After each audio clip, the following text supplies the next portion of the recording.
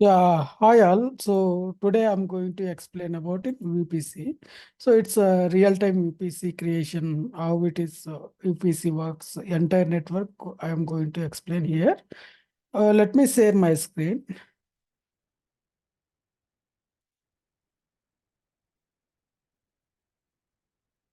So what is a VPC? VPC is a virtual private cloud. It's a secure, it's a isolated private cloud hosted within a public cloud.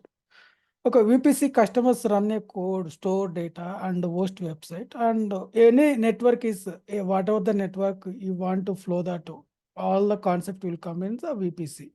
VPC is a virtual private cloud. So now, while we are going to create the VPC, when we are creating the VPC, these all the parameters are required. One is VPC CIDR range. So we need to create using that CIDR range, okay, and subnets and public and private subnets. And we need to follow that AWS well architect framework. So we are going to create in 6 subnets, 2 subnets per in public subnets, 2 subnets per in application service purpose. We are creating two per in application purpose, 2 subnets per in database purpose. So okay, so once it's what is the difference between is public subnet and private subnet? Whatever the subnet is attached to internet gateways, that is called as a public subnet. So what are the subnet is attached in NAT gateway, that is called as a private subnet. Okay, so I'm a little brief at it. So what is the subnet? So for example, you have in CIDR range in VPC. So we are going to split in split in the subnets and we are creating, those are called as a subnet. A subnet is the range of IP addresses in your VPC. So this, if you see here, you can read all the description, all these things here. So I'm going to explain is how subnets is working those things. For example, this is my region. Either is a Mumbai, either is a US, any of the region. And each region, there is a availability zones. Each availability zones, we need to create in one subnet. Okay, so for example, so subnet A, it will be in availability zone 1. Subnet B is availability zone 2. Subnet C is availability zone 3. Okay, so I am going to create only 2. So my requirement is only required for in high availability, only I need for 2 subnets. Okay, so inside my region, inside my VPC, this is my VPC range. I took some example 10.0.0.0/24, this side range. I split the 2 subnets and I am creating here. So this is the diagram for it, creating the subnets. Okay, now I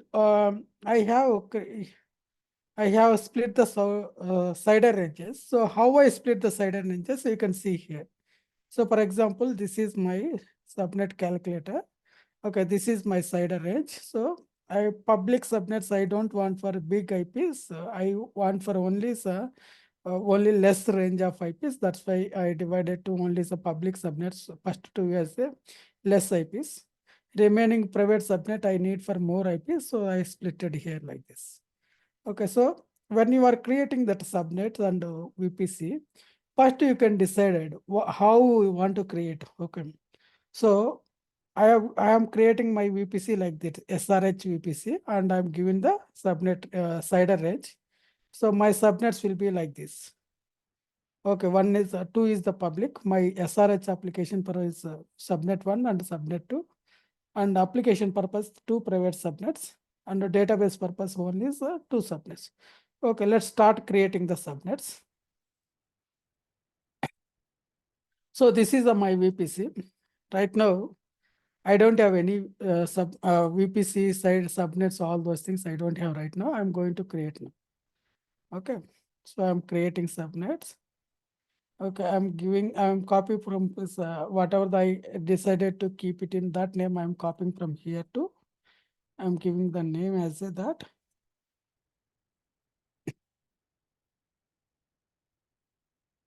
This is my CIDR range.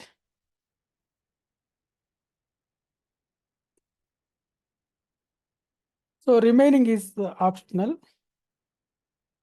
Okay, remaining is optional. So this is IPv4 only CIDR manual input. So I gave this one.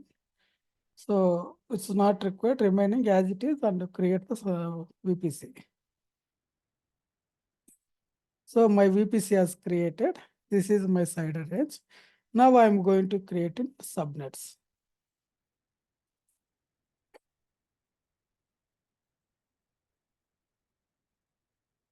So I selecting the my VPC ID as my custom VPC, which I have created just before. So I'm creating the 6 subnets, 2 public and 2 private subnets. So I decided to give my public subnet as a SRH public subnet 1. So if you see here, availability zone, I am going to select my availability zone. Zone 1A, I am going to take it. So AP South 1, I am in Mumbai region. So AP South 1A. I am going to copy my CIDR range here.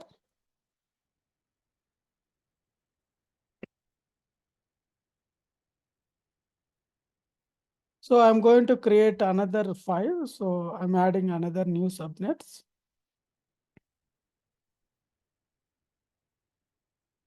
I'm going to give in my subnet, second subnet name is a SRH public subnet 2. And I'm selecting as a availability zone AP South 1B.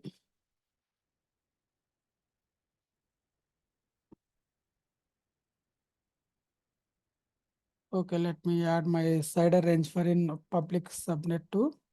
Again, these tags will pick up from his name as automatically, adding in private subnets now. For 2 private subnet for in application purpose.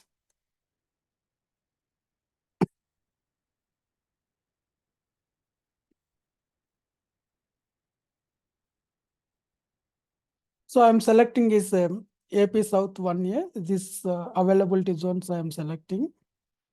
So I have decided to keep 189.89.78.32 slider SAS 27 for this private subnet.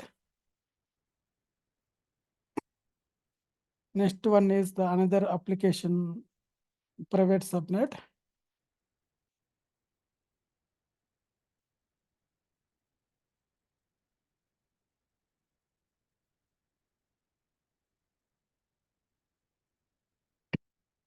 So this is for in okay, second zone. So I'm going to create in AP South 1B. So I'm giving this CIDR range. Now I'm going to create in database purpose in another 2 subnets and different availability zones.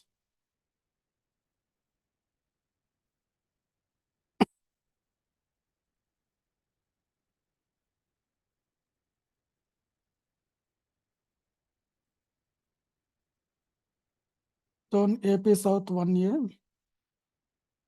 And I decided to give this is the CIDR range for database. And again, I'm creating the last CIDR range for private subnet.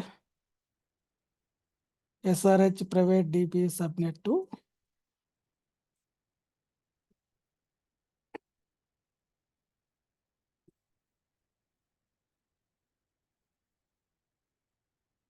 I decided to give in 189.88.192/26 CIDR range. I'm going to select in preference in B. So here, if you see here, 6 subnets I'm creating. Okay, so let's create the subnet.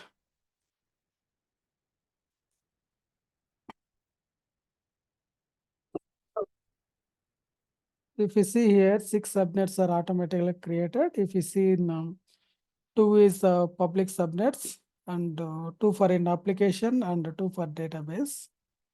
Okay, so now is internet gateways. So we need to create the internet gateway. So I'm creating SRH for in IGW. IGW as the internet gateway. Okay, so when we use the IGW, it's when you're using that private subnet, we need to use the IGW. Okay. So NAT gateway is internet gateway is created. So once is created internet gateway, we need to attach the VPC. So I'm selecting my custom VPC, SRH VPC, attached internet gateways. Okay, it is attached. So when you attach this internet gateways, all the subnets become is your public subnets. Even if you created a private also, all the subnets becomes a public. So now we need to go and create the NAT gateway.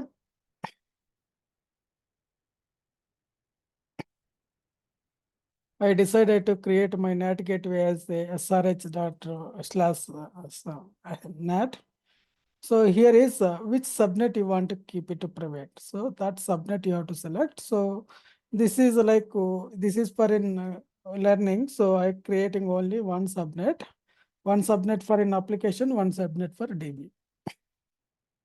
So this is for connectivity. So if you select in connectivity in public, it will be in exposed to public. If you create in select in a private NAT gateway, traffic cannot reach to internet. Means we have to keep it in private only. Okay. So this is application purpose, right? We can keep public. This is the fine. We need to we need to allocate the elastic IP here. So I automatically took the elastic IP here and I created the NAT gateway. So once created the NAT gateway, I want to create for another NAT gateway for in each private subnet, you need to create the one NAT gateway. So I want to create for another NAT gateway for in DB. So I decided to give SRH NAT hyphen DB. I want to select in database one. So actually, whenever I have initially created the four private subnet, right?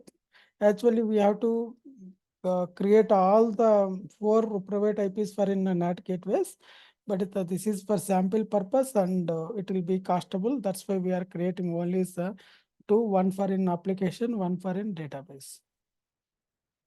So I created this NAT gateway. So if you see here is still is the status is pending, which means still is creating. So let me go to the document.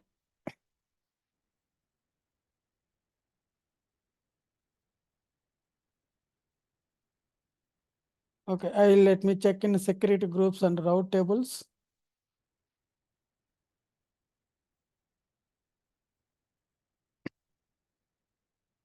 See my VPC. Let me check my VPC. I think is automatically it will create that.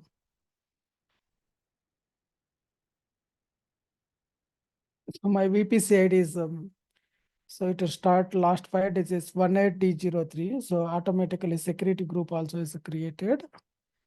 You see 18D03 and we can name as a SRH SG. SRH SG means security group. Okay, so let's see the route tables.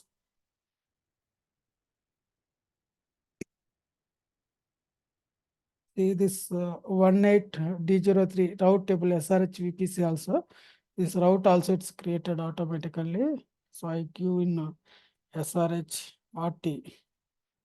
RT means route tables. Okay. This is what for creating that VPC. So when you are create the VPC, this is the side range. So as for well architect framework, you have to create the two public subnets for in public, two public subnet for two private subnet for in application, two private subnet for in database. After created, so how we can identify public or private? Those we need to add it in the internet gateway. If it is added internet gateway, those are in the public subnets. We added in the NAT gateway, those are in private subnets. So this is about in NAT gateway and it will be connect, it will do that in a peering in later.